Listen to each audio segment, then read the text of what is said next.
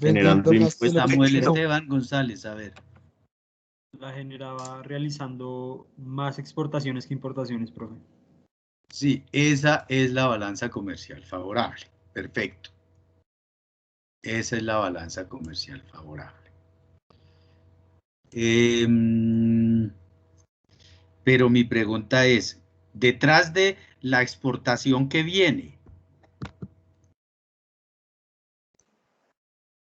el flujo de dinero. ¿Comercio? La importación. Samuel Esteban González, la cámara, ¿el flujo de qué? Pues eso no lo dije yo, profe, pero yo creería que el comercio y el flujo de dinero. Es detrás del comercio viene el flujo de dinero. Yo lo decía del flujo de dinero, profe, pero cuando dije intercambio de mercancías es entendiendo el dinero como una mercancía, bueno, como lo percibí yo. Bueno, igual, sea como sea, es eso. ¿Sí?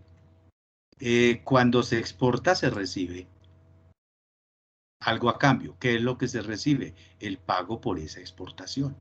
Y aquí el pago por esa exportación, ¿qué era?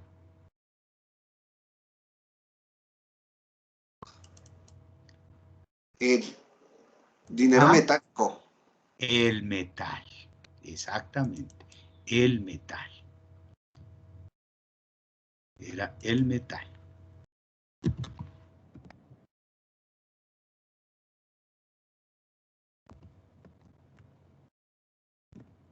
Era el metal. Perfecto. Entonces, la balanza comercial favorable implicaba era que se acumulaba metal. ¿De acuerdo? Si se exportaba más, pues aquí, ¿qué es lo que está? La flecha negra son las importaciones, traemos bienes del bien B. La flecha azul son las exportaciones, enviamos bienes a B, de A a B. Y la balanza comercial favorable implica que como las exportaciones como la balanza comercial es favorable, es decir, que hay más exportaciones que importaciones, esta flecha azul, verdecita, la de arriba del azul, implica flujo de capitales de B a A.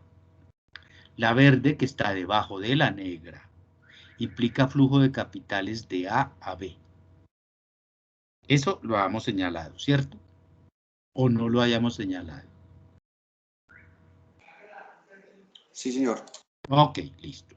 Entonces no estamos desentonados hasta lo que vamos. Entonces ahora fíjense en lo siguiente.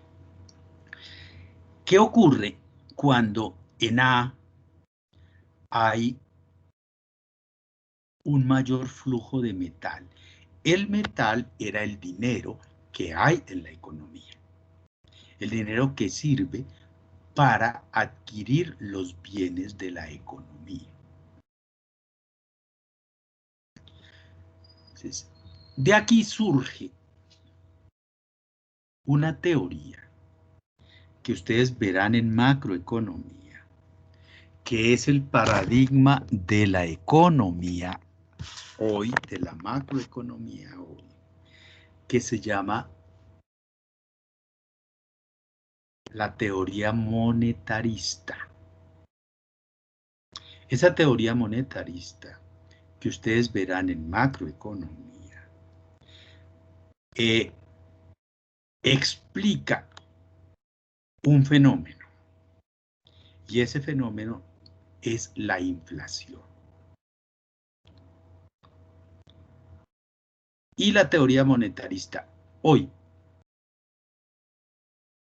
dice que la inflación es consecuencia de un fenómeno monetario. ¿Qué quiere decir esto? Que hay inflación cuando hay mucho dinero en circulación en la economía.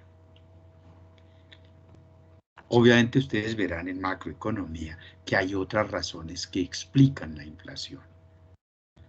A ver, Samuel, la cámara. Profe, es que tengo una duda porque según entendía yo la inflación no era algo positivo, o sea, es como una confusión. Según yo entendía la inflación era como la devaluación de la moneda. Tu cámara. Y ahí la tengo encendida, profe, no sé si no ha Bueno. cargado todavía. Y lo que yo quería saber es, pues se supone que la circulación de dinero es algo positivo como para que sea consecuencia o Claro. conectada con algo negativo como con la inflación. Listo, Samuel. La circulación del dinero, ahorita lo vamos a explicar, es importante para la economía. Si no hubiera dinero, la economía no se movería. Pero ahí sí, como dice una cosa, ni tanto que queme al santo, ni tampoco que no lo alumbre. En economía todo tiene que tener unos límites. Yo les señalé y ustedes lo verán cuando vean política económica o problemas y enfoques de desarrollo o cuando vean en macroeconomía, que no hay una sola política económica que sea inane. ¿Esto qué quiere decir? Es igual que cuando yo me tomo un medicamento me quita el dolor de cabeza, pero me puede afectar otras cosas. Lo mismo ocurre con la economía. Sí. Pues a la vacuna, a algunos les dice que se van a morir, que les metieron chips, que no sé qué, todas las pendejadas que están diciendo ahora. Pero decir que a uno le pongan una vacuna no tiene ningún efecto. Sí, tiene el efecto del pinchazo, de que cuando introduce el líquido le puede doler, como cualquier vacuna. A algunos, dependiendo del organismo, les puede ponérsele rojo el brazo, a algunos les puede generar algún tipo de cosas, pero no pasa nada. Es un efecto secundario y muchas veces el objetivo es más importante que los efectos secundarios. Eso que es efectos colaterales, son efectos colaterales. ¿Sí? Denme un segundo, por favor.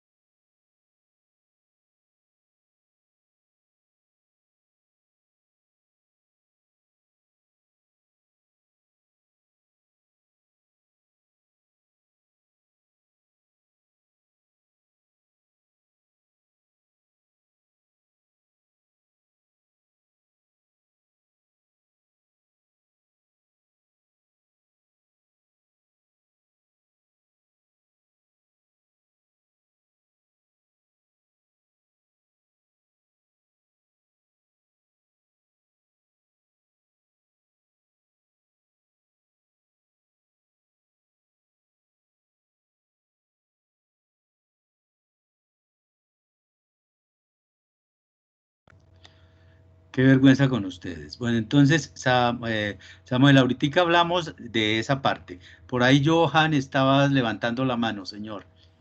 Sí, profe, pues es que, como bien lo decía usted, depende de la óptica donde se mire, ¿no? Porque, pues sí, hay personas hay quienes creen que la inflación es saludable para una economía porque generaría crecimiento, pero yo desde mi óptica y desde mi humilde punto de vista, me atrevería a decir también que es como disfrazar la misma, ¿no? Porque bien decían hace un par de meses, pues que Estados Unidos venía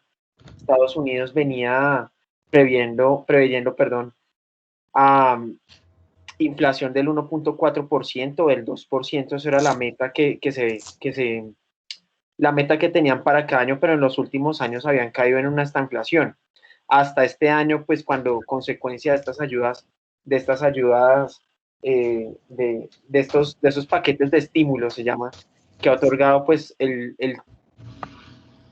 gobierno de Trump y ahorita el gobierno de Biden con los 1.9 billones que ingresaron a la economía el mes pasado, en el mercado, pues ya en enero se lograron una inflación del 1.4%. Entonces yo no sé qué tan saludable sea una inflación o y me mantengo en la hipótesis en que sí, y usted me corregirá, ¿no?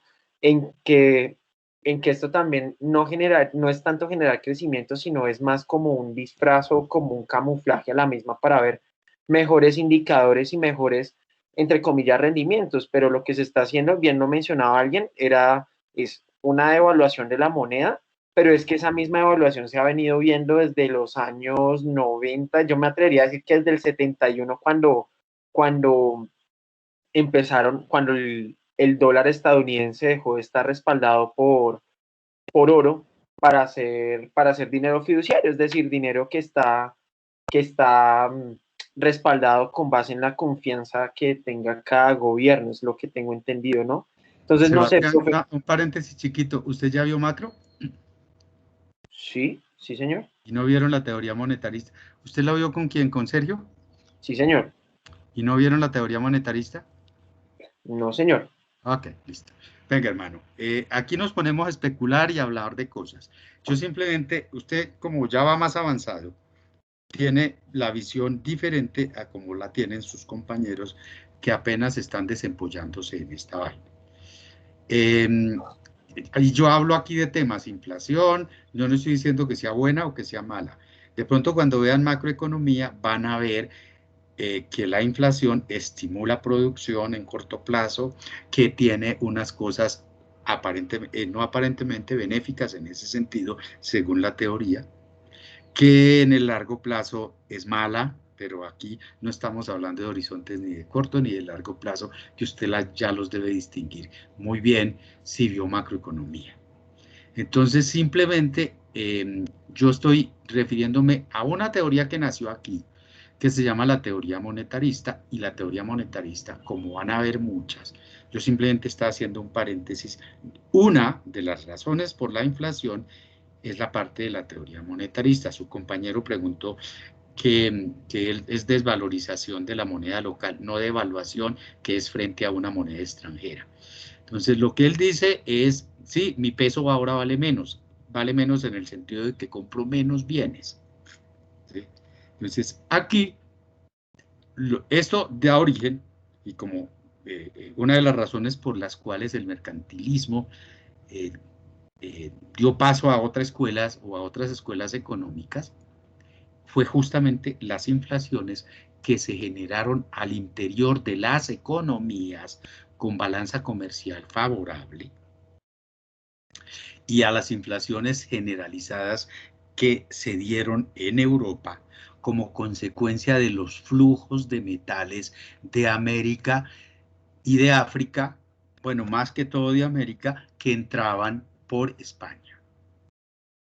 Pero aquí les voy a explicar una cosa que yo espero que usted haya visto en la teoría monetaria que aspiro el profesor Sergio Beltrán les haya enseñado, que no se haya circunscrito solamente al consenso de Washington, sino que hayan visto otra cosa que es el esqueleto de la macroeconomía. Bueno, listo. Entonces,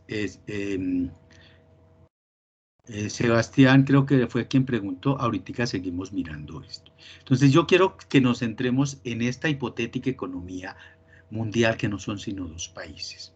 La flecha azul son exportaciones, la flecha verde, que no es una línea, sino una cabulla en el bolsillo de un muchachito, es los flujos de metales. Entonces yo exporto bienes e importo metales, por así decirlo, me ingresa metal. La roja, la negra es exporto bienes e importo metal. La vieja, importo bienes y exporto metales. Cuando yo compro, pago al exterior. Cuando yo vendo, me pagan del exterior, que son las dos flechitas verdes, que son los flujos monetarios. Entonces decimos que para el mercantilismo lo importante era tener una balanza comercial favorable. Y esa balanza comercial favorable de alguna manera tenía un efecto.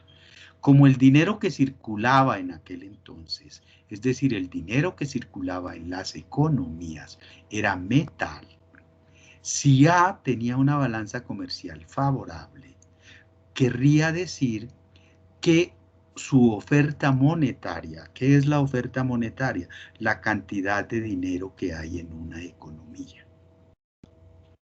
Y esa cantidad de dinero que hay en una economía, a continuación, con esta teoría monetarista, vamos a tratar de comprender de qué depende y quién lo crea.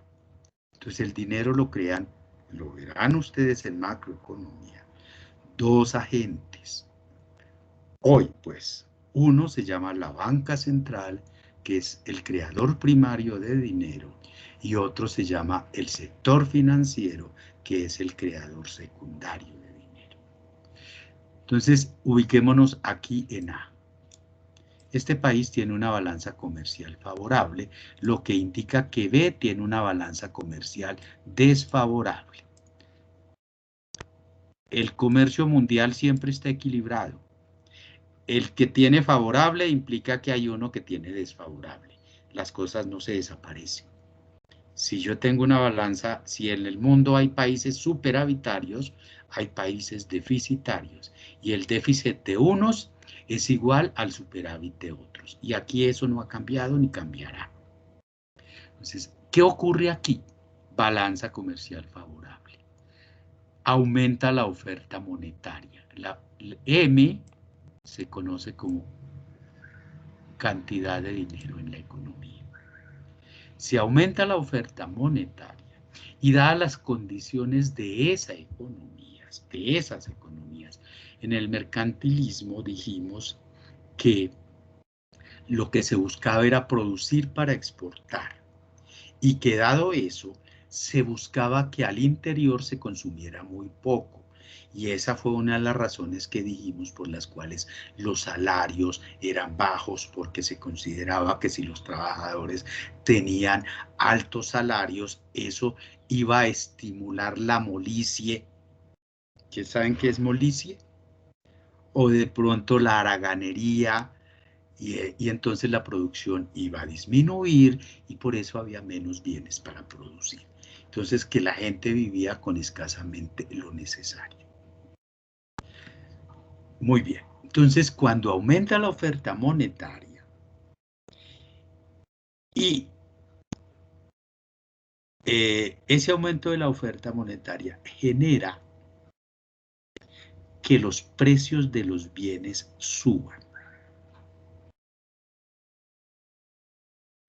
Y suben para quienes compran esos bienes. En este modelo, perdón, ¿quiénes compran los bienes que produce el país A? ¿Qué hubo? El país, el mismo país A y el país B. Gracias, el país A y el país B, los consumidores de ambos países. Y si yo, estando en B, veo que el precio de los bienes en A es más alto ahora, ¿qué asumen ustedes que yo pensaré? Perdón. ¿Qué asumen que yo haré o que pensaré?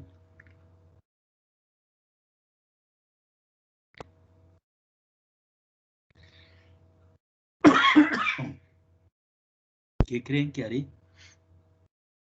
Sebastián. Señor.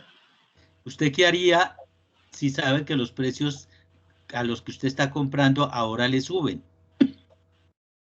Compro menos. Compra menos. Muy bien. O lo sustituyo, ¿no? Y lo mismo le ocurre a los compradores en A. Si yo ahora tengo que pagar más, voy a comprar menos.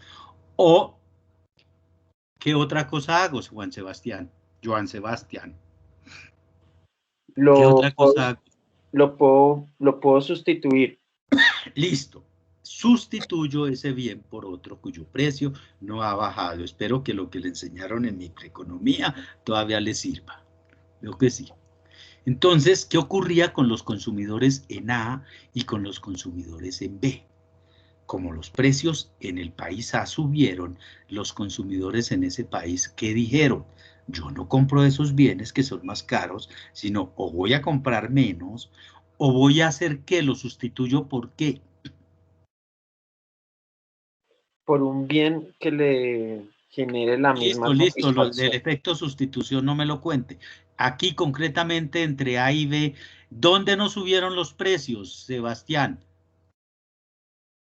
Entre A y B, ¿dónde no subieron los precios? Sí, De producción, seguramente. los precios de los bienes, ¿dónde no subieron? Sí, Samuel, Pues, profe, ¿dónde no lógicamente, subieron? si, ¿Dónde? si A fue el que subió los precios, pues en el propio B no han subido. Listo, en B no han subido. Perfecto. Entonces, ¿qué harán los consumidores en A respecto de los bienes en el país no han subido? Simplemente compro allá. ¿Qué le pasó a las importaciones de A frente a B, consecuencia de la subida de los precios? Ya voy, Juan Pablo, ya voy.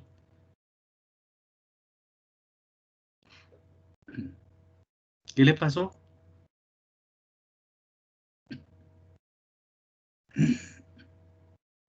Entonces, fíjense en lo siguiente.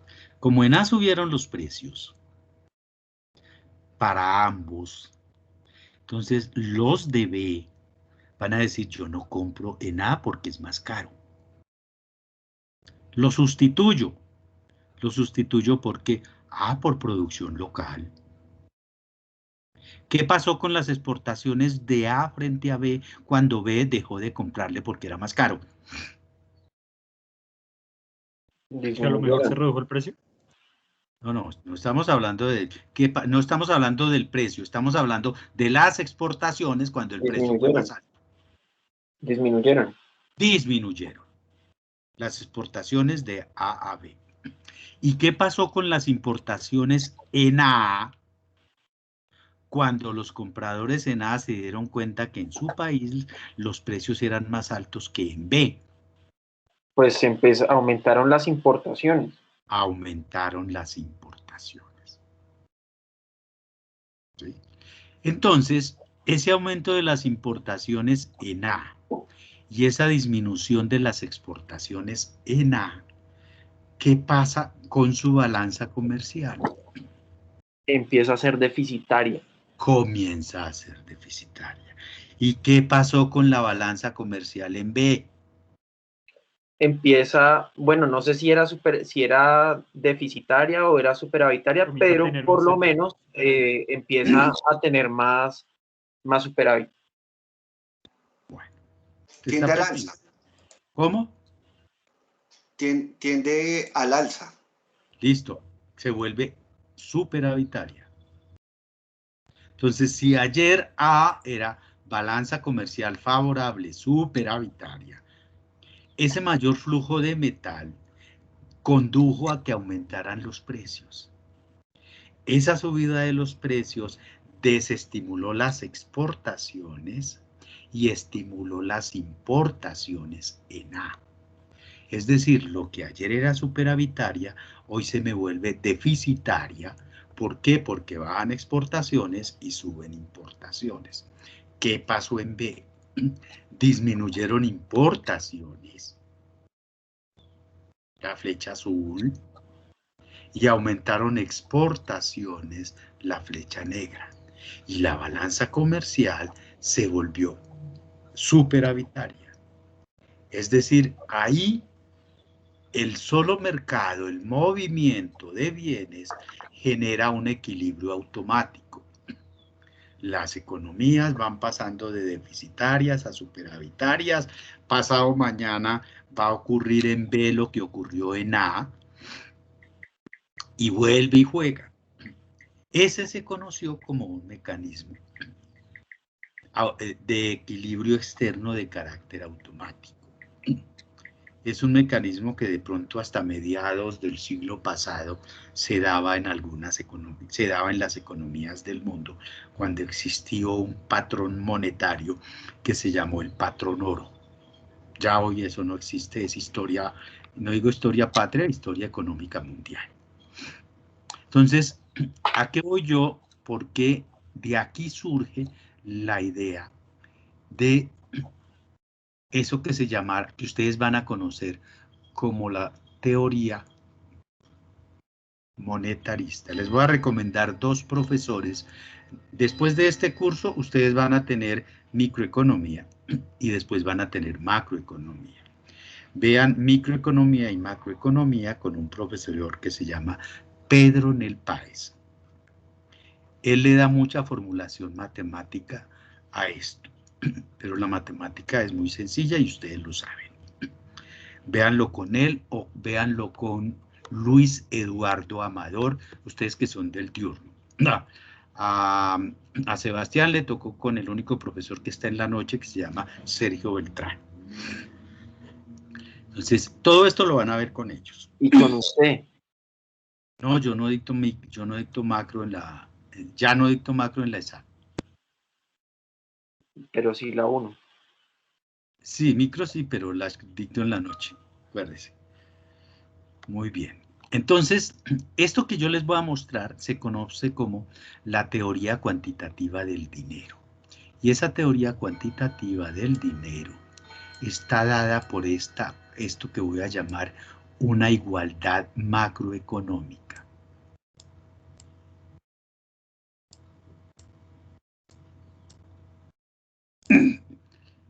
¿Qué es una igualdad macroeconómica? Que lo que está en el lado derecho de la ecuación tiene que ser igual a lo que vale el lado izquierdo de la ecuación.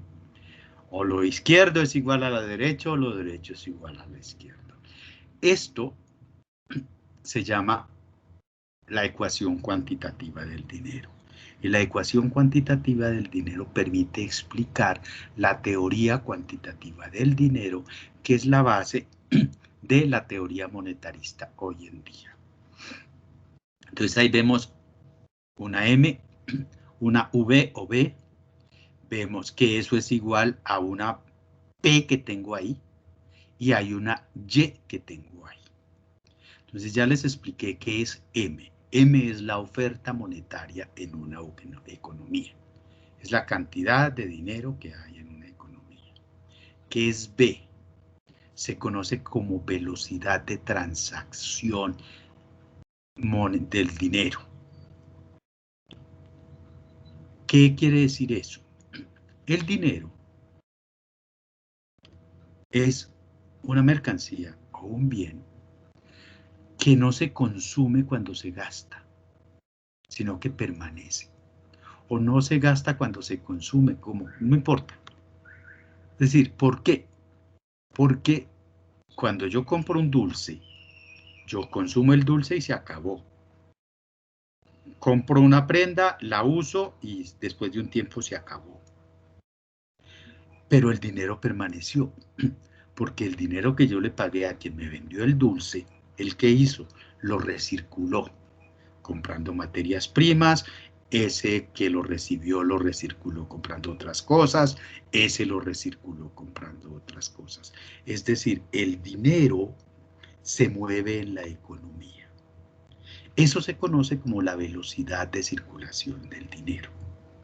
Y esa es una variable macroeconómica que miden aproximadamente quienes manejan la política monetaria de una economía. Entonces aquí el Banco de la República, que es quien ejecuta la política monetaria de la Junta Directiva, tiene más o menos un cálculo exacto, no, porque en economía no hay nada exacto, que le dice que un peso o una unidad monetaria en Colombia circula determinadas veces en un periodo de tiempo para adquirir bienes y servicios. Eso se llama la velocidad de circulación del dinero. Hasta ahí espero que esté claro. Luego tenemos la otra parte de la ecuación. P, es decir, nivel de precios. O llámenlo inflación, no importa. Nivel de precios. Y Y es una variable que se llama producción o producto de la economía. Es la producción que genera una economía. Entendidas esas 4 variables, vamos a explicar un poco cómo funciona esta teoría monetarista, Joan Sebastián y todos. Entonces, aquí vamos a partir, ustedes verán cuando vean microeconomía, que es la primera que van a ver, yo tal vez no se los señalé. Resulta que la economía, para explicarse y comprenderse, yo creo que yo les dije a ustedes que la economía es una ciencia y como cualquier ciencia, utiliza unos modelos y necesita comprobación. Entonces, y los modelos son simplificaciones de la realidad. Así como cuando nosotros de muchachos jugábamos con carritos. Ustedes debieron haber jugado con el carrito de Juan Pablo Montoya, que era azul o rojo. Ese no es un carro de fórmula, pero nos da una idea de lo que es. Esos son los modelos económicos, y los modelos económicos que permiten explicar las cosas. Tienen muchísimas simplificaciones y hay unos supuestos que casi siempre están dados. Entonces voy a comprender este modelo para que calculemos. Entonces ya sabemos que esto es la velocidad de circulación del dinero. Ojo, esta velocidad de circulación del dinero es, en macroeconomía, ustedes espero que vuelvan a ver esto. Aquí la asumimos como dada, es decir, que esto es tanto. Listo, digamos que la velocidad de circulación del dinero es 3. ¿Qué quiere decir eso? Que es 3. Quiere decir que una unidad monetaria circula 3 veces haciendo transacciones en una economía. Digamos que el nivel de precios es 1, es decir, no hay inflación. Y digamos que la producción de la economía es 100 o 1000, es 100, para que entendamos, para que hagamos el cálculo sencillito. La producción de la economía, producto o ingreso en la economía, vamos a ver más adelante cómo es 100. Entonces, aquí yo necesito saber cuál es la variable que no tengo, que desconozco. La variable es la oferta monetaria. Ahora ustedes me van a decir ¿yo cómo resuelvo eso? ¿Esto es igual a qué? Yo quiero calcular M. ¿Cómo lo calculo?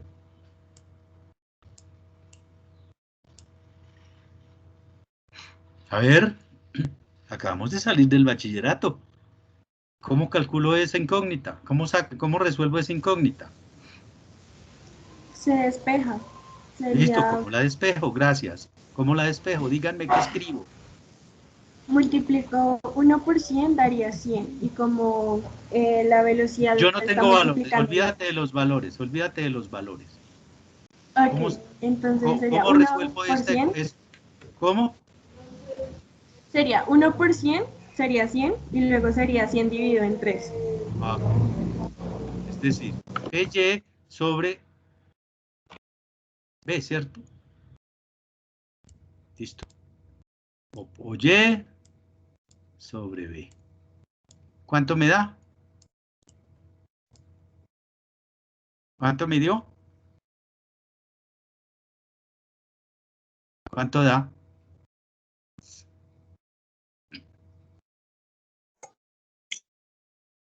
¿Es igual a P? ¿Es igual a qué? Da 33,333. Listo, da 33. Muy bien. ¿Cuánto es la oferta monetaria que debía haber en la economía? Según esto que ustedes acaban de decirme. ¿Cuánto es la oferta monetaria, Juan Pablo? A ver.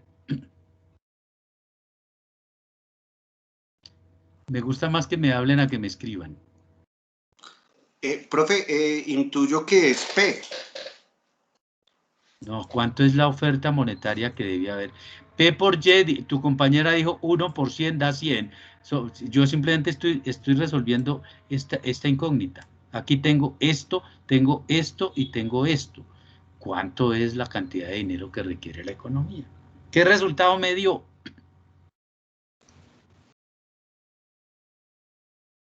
¿Qué resultado nos dio? 33.3. La tercera parte. 33.3. Muy bien. La tercera parte. 33.3. Entonces, si yo pongo aquí 33.3 por 3, ¿cuánto me da? Me da 1 por 100, 100. Es decir, está la igualdad macroeconómica.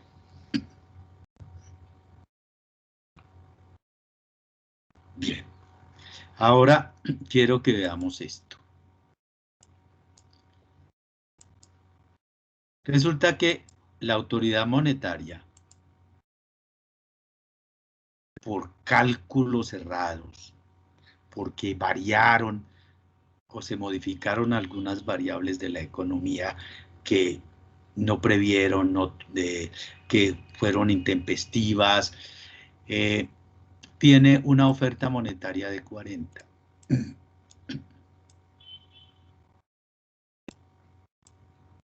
¿Qué pasa en la economía?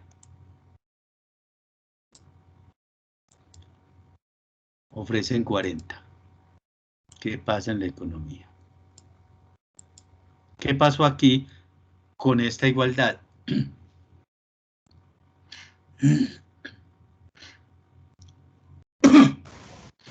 Pues dejaría de ser igualdad. Sí, María Fernanda, dejaría de ser igualdad. ¿Por qué? Porque a un lado de la ecuación tenemos 120 y al otro lado de la ecuación tenemos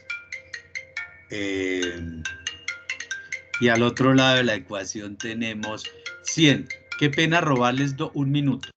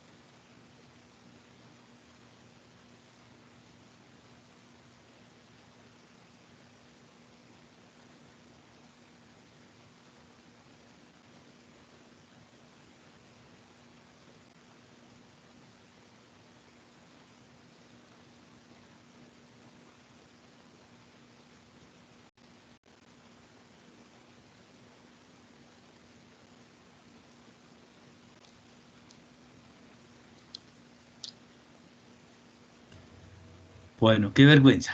Entonces, no nos da igualdad porque aquí mide 100, aquí en un lado tenemos 120 y en el otro lado tenemos 100. Entonces aquí hay una cosa que dijimos que era constante. ¿Qué dijimos en la otra parte de la ecuación que era constante? Esto es constante. Es decir, es la producción de la economía. Y si esto es constante, y este lo variamos, ¿cuál nos queda por variar?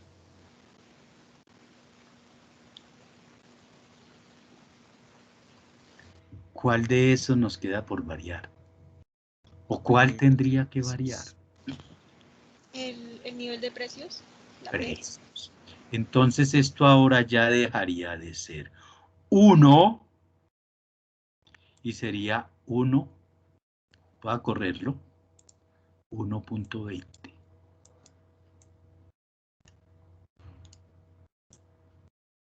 1.20% nos da 120.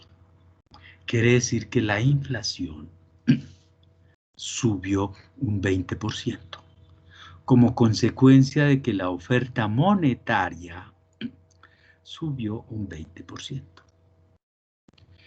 Esto es la ecuación cuantitativa que explica la teoría cuantitativa del dinero, que dice que la inflación es consecuencia de un fenómeno monetario. Es decir, que si hay más dinero del que la economía necesita, va a presentarse inflación.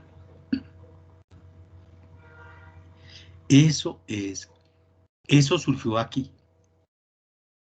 Esbozos de esa teoría que se ha ido ampliando. Yo sé que ustedes van a volverse a encontrar con esto en macroeconomía. Esta es una teoría. Las teorías tienen defensores y detractores. Para muchos la inflación tiene que ver algo con la cantidad de dinero. Ustedes verán en macroeconomía que la inflación en el corto plazo estimula la producción. No, aquí no es el escenario para explicarles cómo, pero allá lo verán y espero que recuerden esto que les estoy mencionando. ¿Qué más les quería comentar? Eso, entonces, hay alguna... Entonces, espero que hayamos entendido cómo se dio ese equilibrio automático de la balanza de pagos y qué generó ese equilibrio automático de la balanza de pagos, que fue la inflación que se generó al interior de las economías que tenían balanzas comerciales favorables. ¿Inquietudes?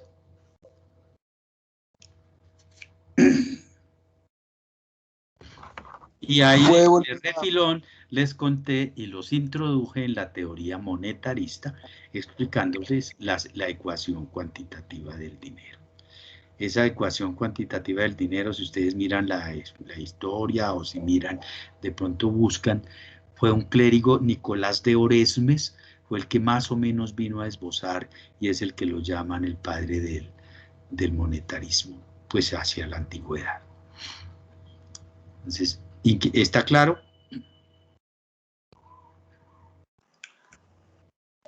Sí, profe, es que no alcancé a entenderle qué es lo que significaba como tal Y cuando estamos hablando de... A ver, Juan Pablo. Al lado de nivel de precio. Ya sé.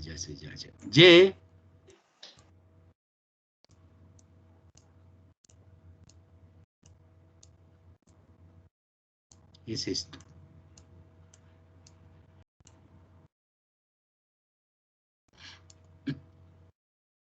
Y es igual a PIB. PIB es igual a producción de una economía. PIB quiere decir Producto Interno Bruto. Usted va a ver cuando vea macroeconomía que y siempre está Y, identifíquela como ingreso. Y el ingreso en una economía es igual al producto de la economía. Lo que produce la economía es lo que recibe la economía. Y en la próxima teoría económica vamos a meternos a un modelo que nos explica esto, que Y es igual a P. Es igual a la producción de la economía. Inquietudes, por favor. Profe, yo tenía una inquietud y era con respecto, bueno, cuando nos estabas explicando sobre la cámara, ¿era con respecto a qué, María Fernanda? Yo te dije que estoy desde el celular y me queda difícil prender la cámara. Bueno, te iba a preguntar por qué cuando, bueno, hay una mayor exportación se sube el dinero, o sea, los precios suben. ¿Por qué en una mayor exportación se sube el dinero? Para este modelo, porque aumentó la oferta monetaria. En la economía que nosotros vivimos no tiene nada que ver con este modelo.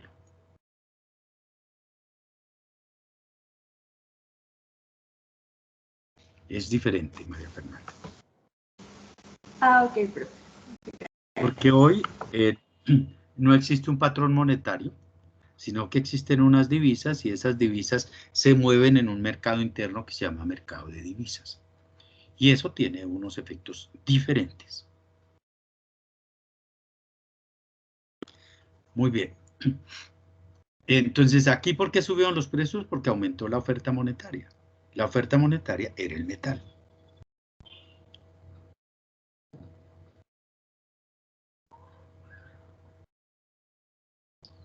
¿Inquietudes? Profe, yo tengo otra pregunta.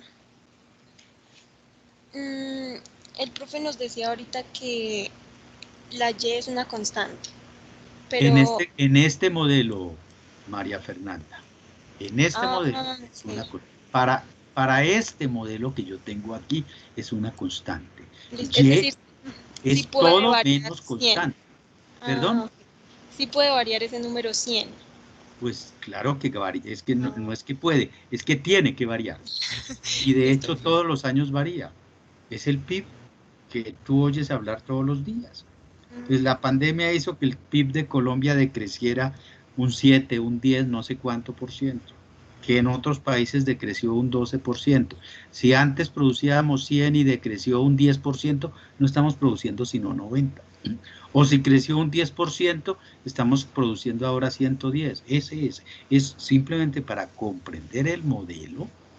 Por eso les dije, en la economía ustedes encontrarán que para comprender los fenómenos se echa mano de modelos, que son simplificaciones de la realidad. Aquí hay una simplificación absoluta.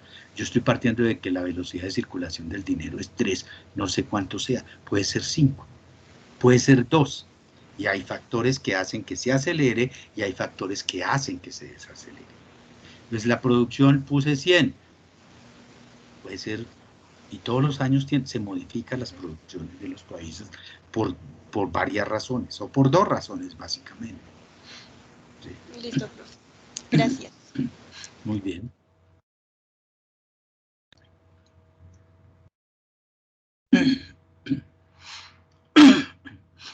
Profe, digamos la ecuación que su merced tiene en la pizarra, busque ecuación cuantitativa del dinero y hay una que es nueva, que es modificada. ¿Y cómo está? Coloca MP es igual a G por R, que sería tipo de interés, por Sí. inflación, que sería pi. Y ya ahí se multiplicaría por la renta permanente. Sí, pero ese es para otro cálculo. Ah, ok, profe. Gracias. Listo. ¿Alguna, Juan Pablo? ¿Sí? ¿Pregunta? ¿Me escucha? Sí, le escuchamos. Bueno, no, profe, es que usted comentaba que en este sistema que nos presenta en este momento, al vender mucho, o bueno, al vender, había bastante flujo de dinero, de metal, entonces ese producto terminaba era encareciéndose. Sí. Entonces es más o menos, o sea, se me vino la idea, porque es un tema que me gusta, digamos, el de los tenis. Entonces, por ejemplo, Alemania, Francia y Estados Unidos, ahí es donde se producía Adidas, Nike, Puma, Kelme, y terminaron produciendo en otro lado. Ellos son los que importan, así sean los dueños de las marcas, son los que importan ese producto para sus países, pero ya no los producen. Ya Estados Unidos no produce Nike ni Adidas, pues como todo se hace en China, pero es más o menos lo que se producía para este sistema económico, que al tener mucho recaudo terminaba produciéndose ese mismo producto en otro lado.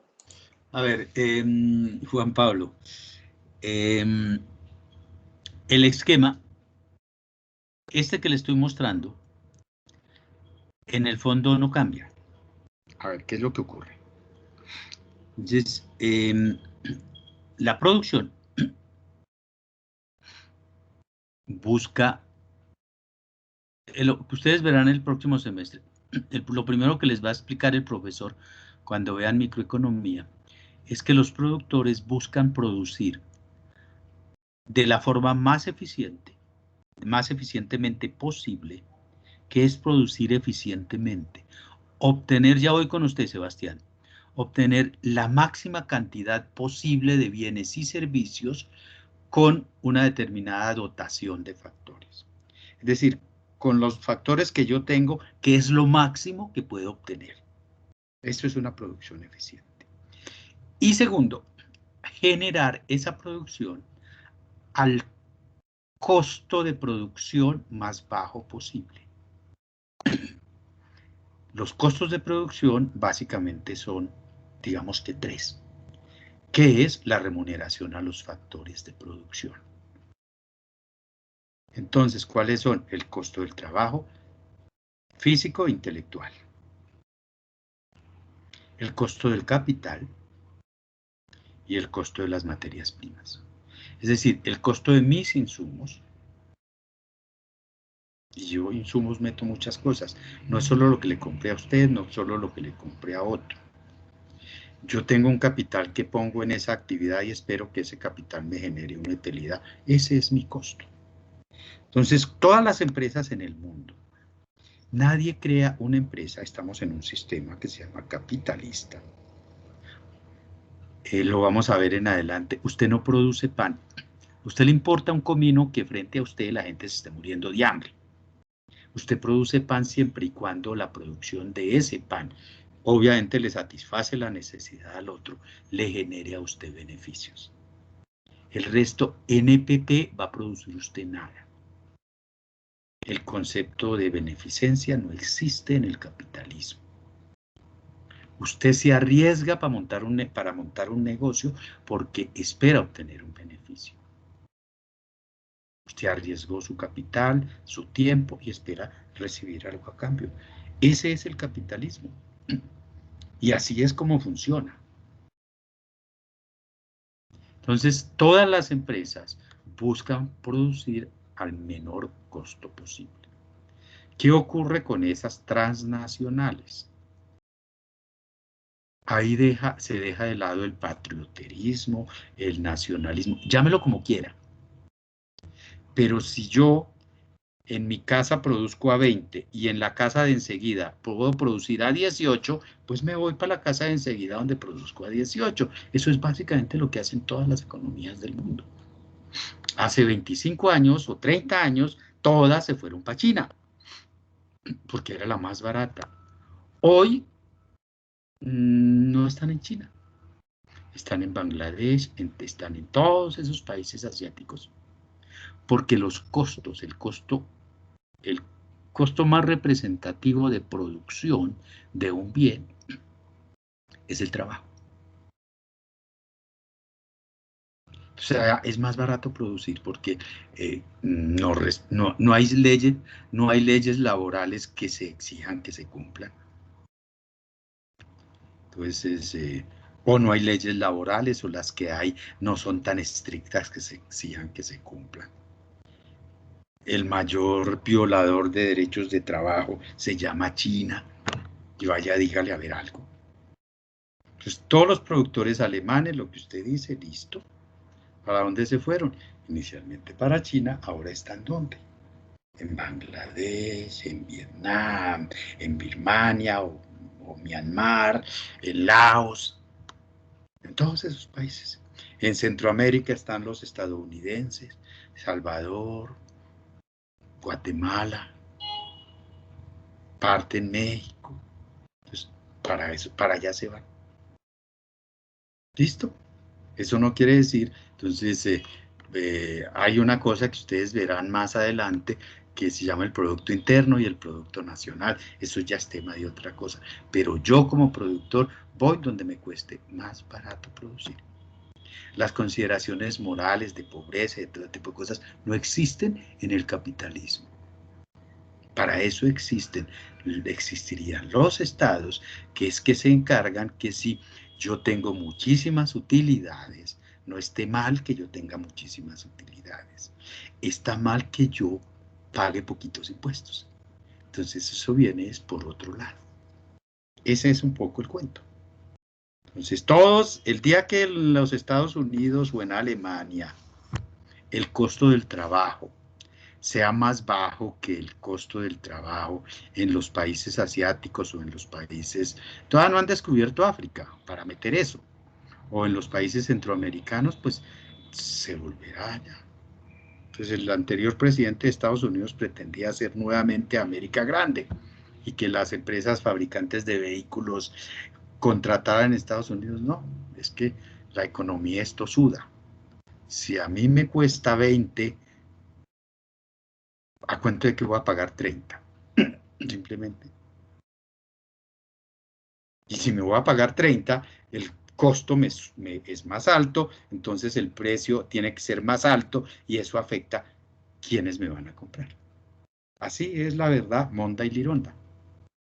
Pero el hecho de que, ahora, que todos buscan producir y exportar, sí, todos. Y ustedes se van, cuando vea macroeconomía, se va a encontrar con que, ahí sí, como dice el cuento, ni tanto que queme al santo, ni tampoco que no lo alumbre.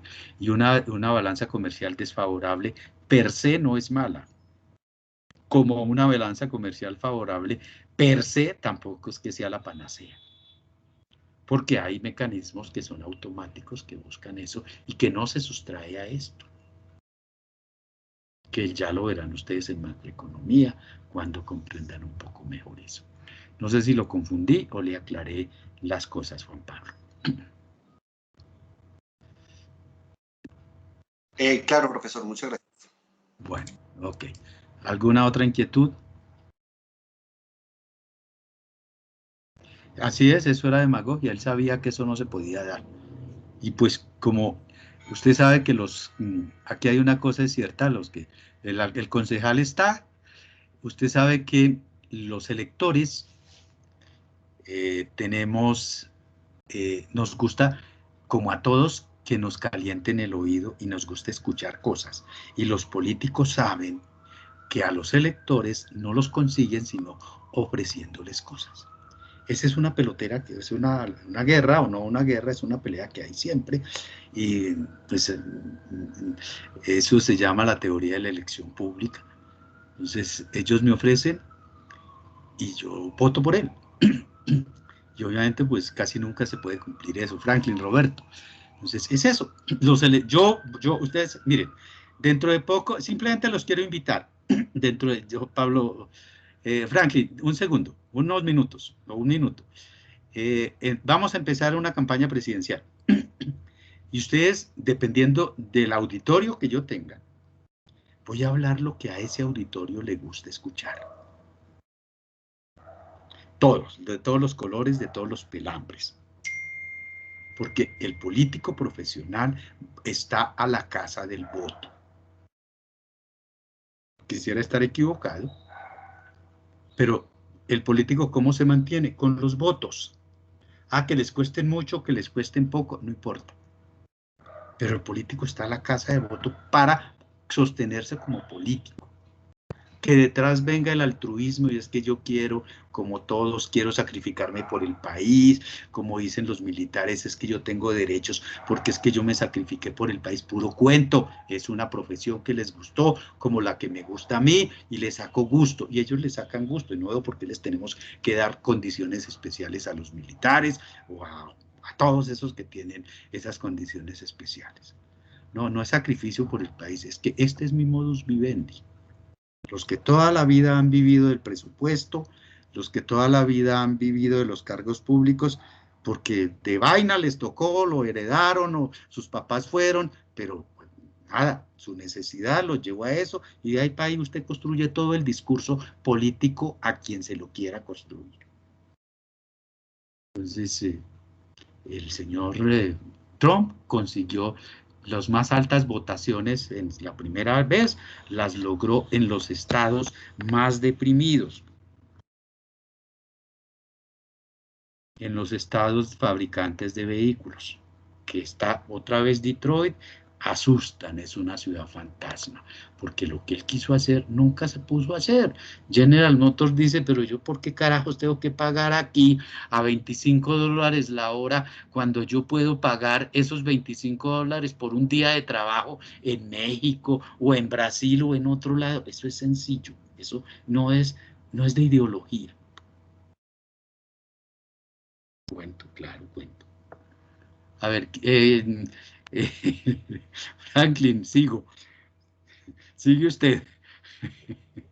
No, pues yo le quería decir que efectivamente lo que en este país o en varios países, lo que efectivamente lo que genera ese perjuicio económico es la mala praxis de esos políticos, porque efectivamente la gente tiene buena memoria para olvidar las cosas y cada 4 años juegan con las mismas necesidades, pero a veces también hay políticos, y lo digo en mi caso personal, que cuando yo hice campaña al Consejo prometí algunas cosas, o no deseamos prometer, sino queríamos hacer muchas cosas, pero cuando uno llega y se estrella con un plan de desarrollo, con un presupuesto, con una serie de funciones que incluso ni se lo permiten, es donde uno se da cuenta de que cambiaron las cosas.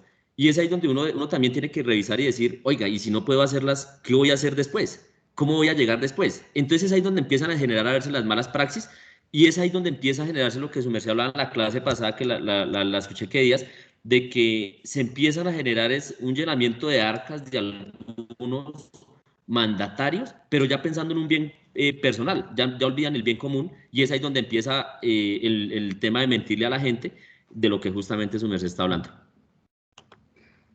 Yo espero, gracias, yo dudo que un político pueda ofrecer el 10%, pueda cumplir el 10% de lo que ofreció en una campaña. Porque lo que dice su compañero, hay un plan de desarrollo que simplemente el Consejo lo tiene que aprobar o improbar. Hay unas políticas que ya están trazadas que no se pueden modificar. Entonces a mí, por ejemplo, me da tanta risa cuando hay tantos políticos promiseros, tantos que dicen yo voy a hacer, yo de una vez les advierto, no sé si ya me catalogaron en la derecha o en el centro o en la izquierda, que no sé si algún día yo pude haber sido, sí, creo que sí. Y es que uno ofrece, que es que voy a dar, que voy a dar, que voy a dar. Todo lo que se gasta necesita un ingreso. Entonces, a mí simplemente ya no lo escucho porque sé que es el mayor fracaso. Yo aquí en Bogotá hay un muchacho que debe tener 21 o 22 años que no sé de qué sector, de qué parte de Bogotá es, y entonces lo mostraron como el paradigma, y voy a hacer y voy a cambiar las conductas. Paja, porque él tiene que llegar y seguramente ya se acomodó, ya sabe que se tiene que acomodar, porque las administraciones, para tener eso que se llama gobernabilidad, tienen que repartir el ponqué, y el ponqué, repartir el ponqué es, él tiene un presupuesto en un poco de áreas y se reparte y todo ese tipo de cosas. Y entonces, si yo quiero que mi plan de desarrollo me lo aprueben, tengo que darle, ahora llaman a eso, ¿cómo es? Mermelada. Antes le daban más cargos burocráticos, no es que ahora no los den, entonces ahora los disfrazan de ¿cómo se llama? De meritocracia, y entonces aparece el SCN, no sé qué cosa, que está ofreciendo 1.700 y pico de empleos, y que se calcule cuánto cobran por yo presentarme en eso. ¿Cuánto le cobran a quienes se meten al servicio civil a buscar a ver si los contratan en alguna vaina después de que ingenuamente ofrecen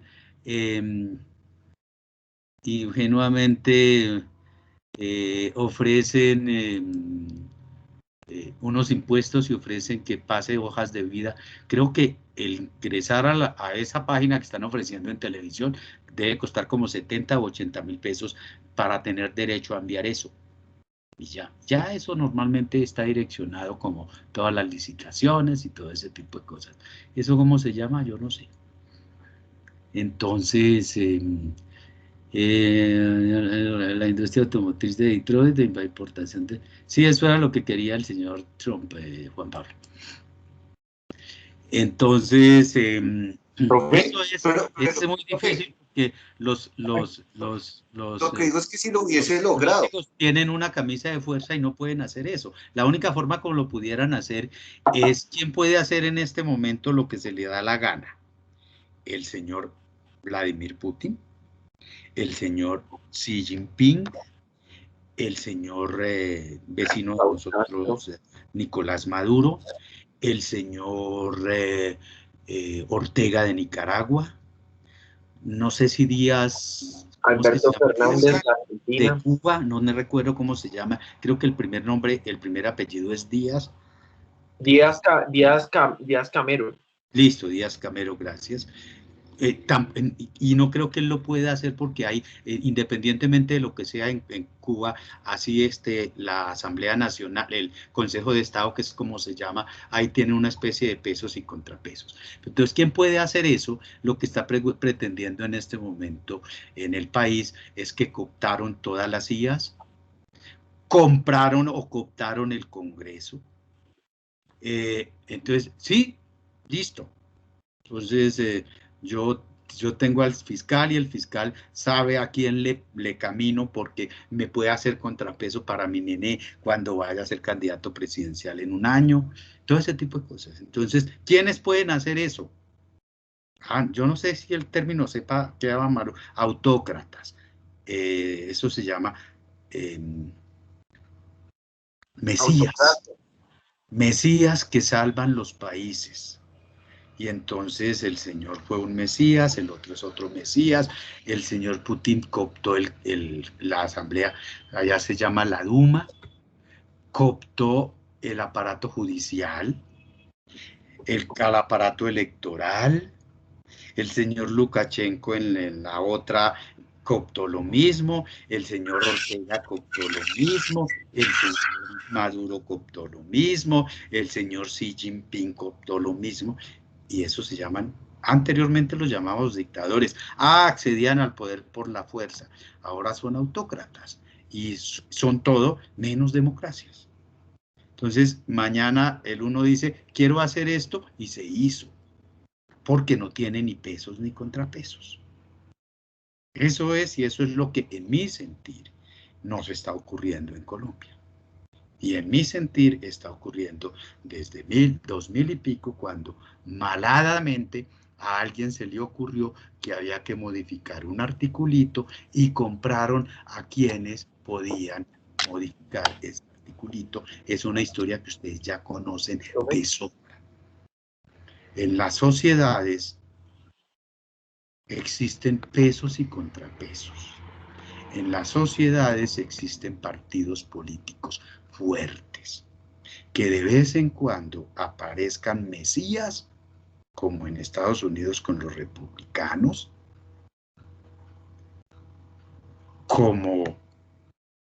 pero siempre se necesitan, y los países europeos con su sistema parlamentario, hay dos partidos, o tres, o cuatro, o cinco, y no digo que negocian, sí, para poder acceder al poder.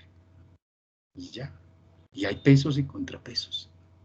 La diferencia que ellos tienen es que no se matan, ni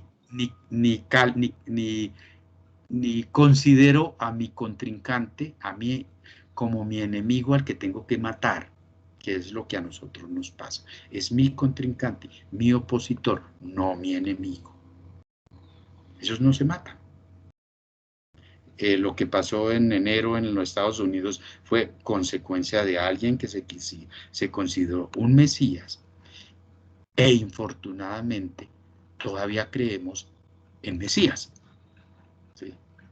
En esos líderes infalibles, y aquí pues el 50% del país, o un gran porcentaje, cree en ese mesías, el otro 50% cree en ese otro, bueno, un porcentaje grande de unos mesías, creen en unos de los dos mesías que tenemos, que va a ser la polarización que tendremos infortunadamente para el próximo año por esta época.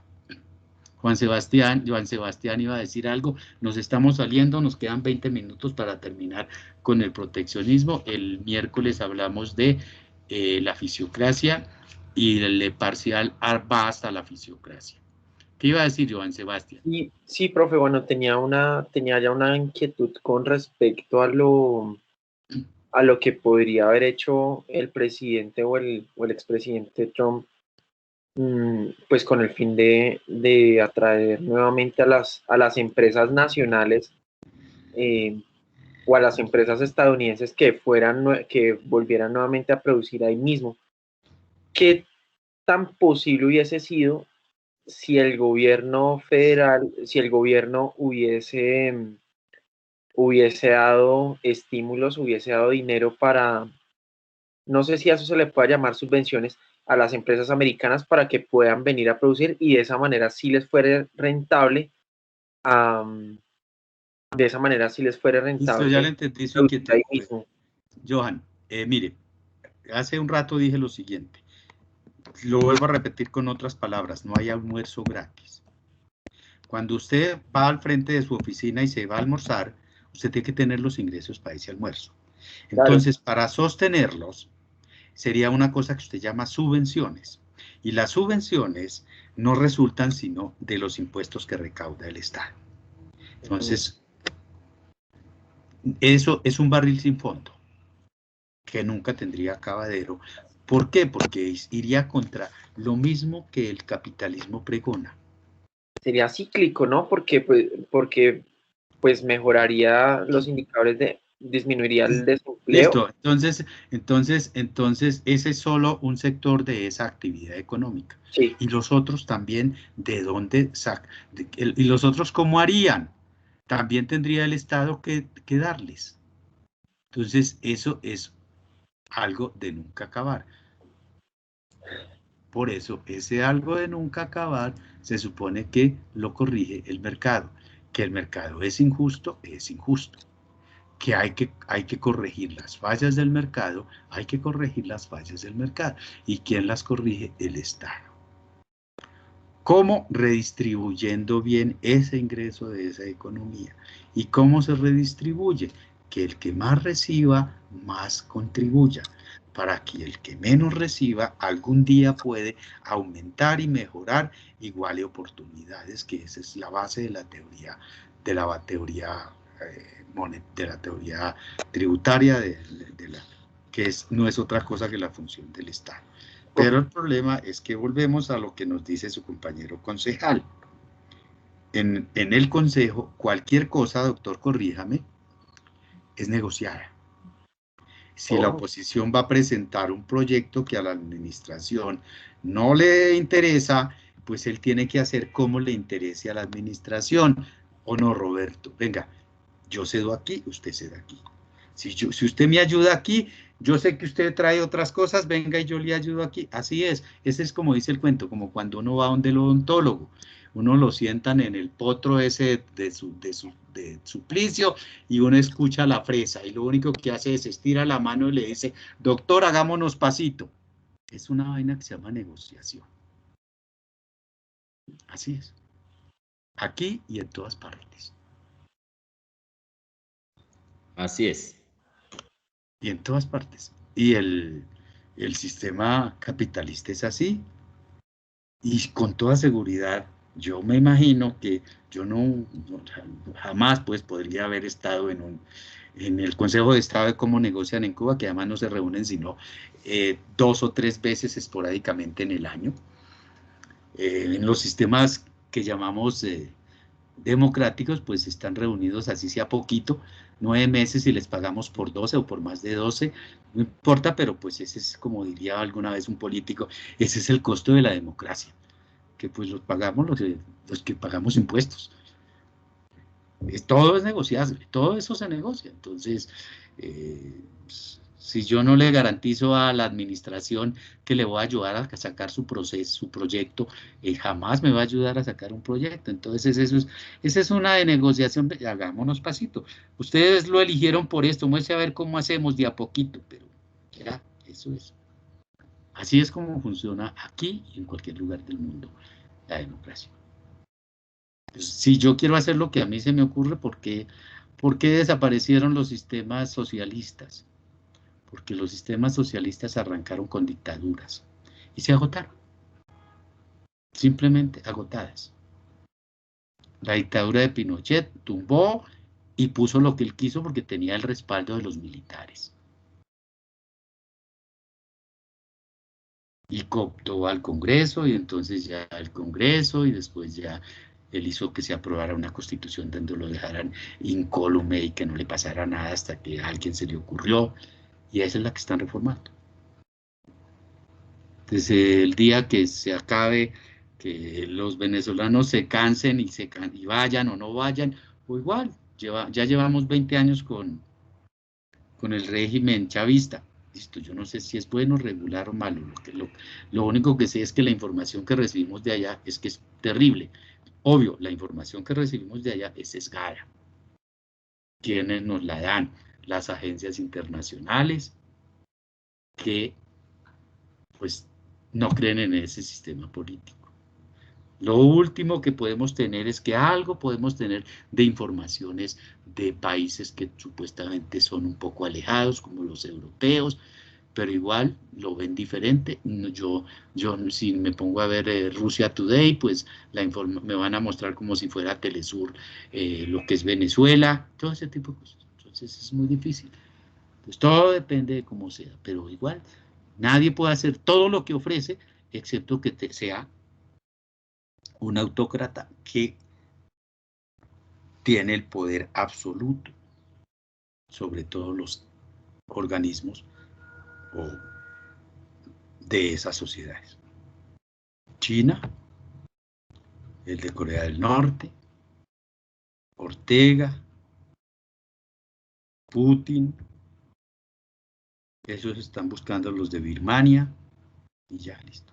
Los de Birmania ya van a completar 2 meses y les importa un comino lo que las agencias internacionales muestren. ¡Ah, se murieron 90! Entonces nos rasgamos las vestiduras en el resto del mundo y los tipos saben que es la inmediatez de los medios de comunicación. Y el día de mañana, si los países occidentales quisieran hacer algo, ya les debieran haber cortado los flujos de capitales. Ya les debieran haber bloqueado, como le bloquearon a Irán, las cosas. Y ya. Es simplemente una vaina que se llama voluntad política. Es decir, se llama negocios. Y muchos tienen negocios allá y no les conviene, y de pronto les convenía que estuvieran esos militares y ya listo, así es. Sí, tristemente son las cosas. Roberto, ¿qué iba a decir? No, justamente yendo al tema, estaba pues como generando un análisis acerca de las mismas lecturas de Platón, cuando él decía que el verdadero arte del político es cuidar el bien particular y no el común. Y justamente él hablaba de que, pues, que la democracia en la que estamos hoy en día, pues para Platón justamente era injusta, porque las personas que no estaban preparadas eran las que no cuidaban el Estado. Y creo que eso es la mala praxis de lo que pasa hoy en día. Entonces, pues no se sabría si es la oligarquía o la democracia mejor aún en estos tiempos. Bueno, muy bien. Entonces aquí ya nos fuimos por las ramas y esto es mucho tilín tilín y nada de paletas. Entonces, ¿qué pasó con... ¿qué ocurrió?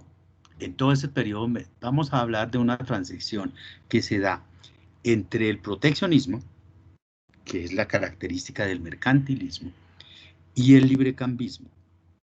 Entonces, fíjense ustedes qué fue lo que pasó.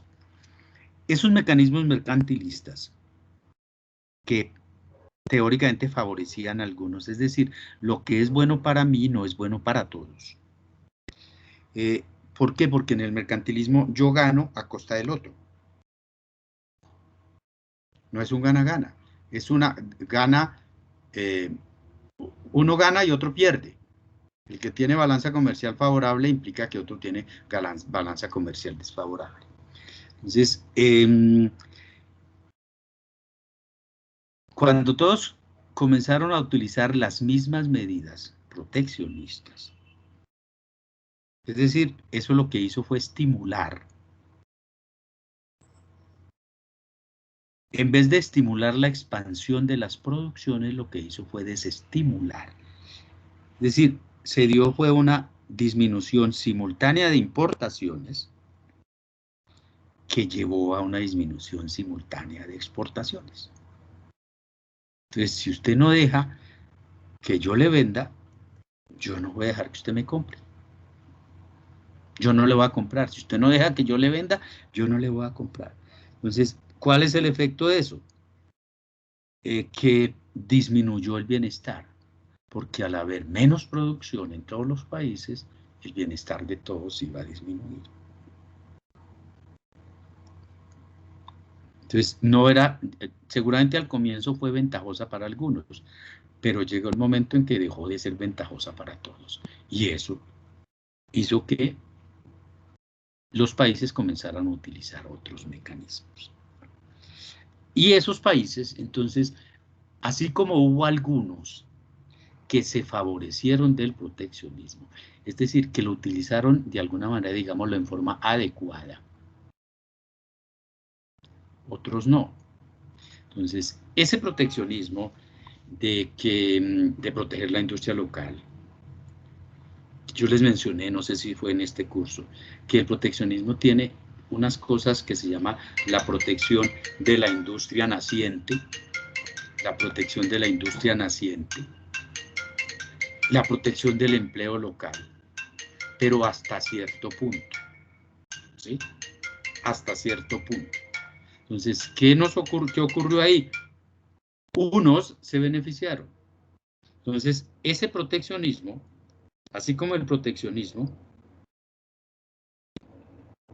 me puede hacer fuerte. El proteccionismo me hace daño.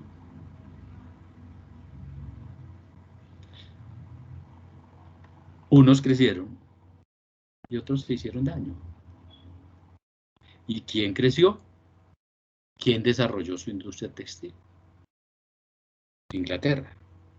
Y ahí comienza el poder de Inglaterra en los mares, y es un imperio que dura 100 y pico de años. Aprovechó el proteccionismo. Entonces desarrollaron ventajas, y ahí es donde aparece en que si yo tengo mucho que ofrecer, a mí me sirve que haya libertades de comercio contra otros que no desarrollaron, sobre todo España. Entonces, mecanismos proteccionistas generaron perjuicios a todos. Unos se aprovecharon, y esos que se aprovecharon dieron paso a otras formas de hacer comercio, en el cual, oiga, hagamos comercio que nos beneficie a ambos, no que yo me beneficio y usted se perjudique. Que ese es, digamos, un poco el concepto del librecambismo. Además de lo que les señalé, las inflaciones que se generaron en todas las economías llevaron al traste con el proteccionismo. El próximo miércoles, perdón, yo creo que vamos a empezar un poquito más temprano, por ahí faltando 10, 15 minutos, por favor, y vamos a hablar de la fisiocracia, y hasta ahí dejamos. Gracias por la compañía. Que tengan buena tarde. ¿Alguna inquietud? Gracias, profe. Profe, sí, yo tengo una pregunta con respecto a los quizzes. ¿Sí le registran los dos que presentamos? Si no le dije nada, quiere decir que están los dos que usted presentó. Yo simplemente me refería a los quizzes a las personas a quienes le faltaba uno o dos, nada más. No, profe, es que yo escuché que usted me llamó y dijo, pero ese llega ahorita.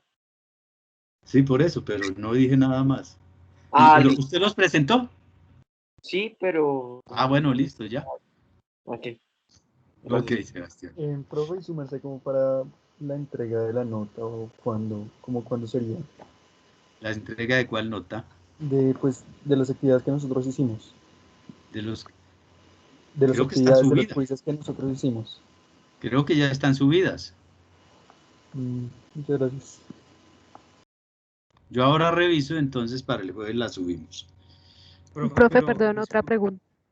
Disculpa, te interrumpo. Yo no he visto, Sí, Esteban. o a mí no me aparecen notas. No me aparece. O sea, su merced sí me dijo que tengo ambos quizzes, pero no me aparece la nota. Samuel, entonces ahorita la subo. Vale, profe, muchas gracias. Bueno.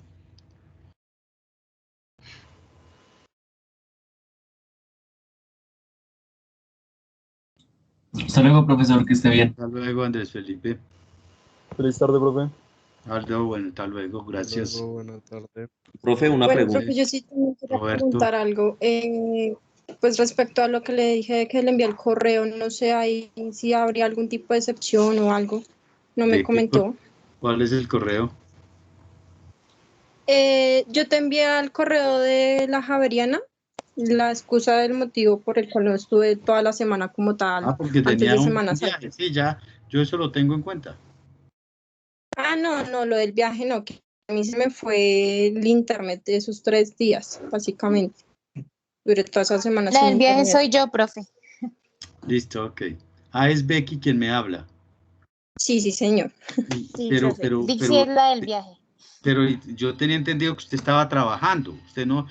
¿Dónde se le fue el internet? ¿En su casa o en el trabajo? En mi casa, es que yo hago teletrabajo, pero entonces en vista de que como no tenía internet, me tocó desplazarme hasta el trabajo también. Entonces ahí yo le comenté pues brevemente el caso de todo lo que surgió en el transcurso de la semana. Bueno, ok. Listo, Becky. Reenvíeme eso, por favor. Profe, yo también Profe, tengo esa respecto a mí, Y entonces ahí, también ¿cómo para la sería para presentación de la organizarnos evaluación. en esto? Día 1. Bueno, profe, yo también tengo esa preguntita. La semana pasada que no pude estar, ¿cómo hacemos entonces para el tema del quiz? Su merced me dirá. ¿Y usted estaba era dónde? ¿En una capacitación también? Sí, señor, yo estaba en una capacitación con el tema con el consejo, realmente. Estábamos en un tema de plan básico de ordenamiento territorial y... Pero eso es para la segunda, y para el primero no lo presentó. No, el primero realmente fue que no lo alcancé a subir, porque su merced ya puso tiempo y bueno, ahí sí no. Le valgo la excusa por lo del plan de desarrollo. Sí. Entonces estábamos en ese tema. Bueno, señor. Ok.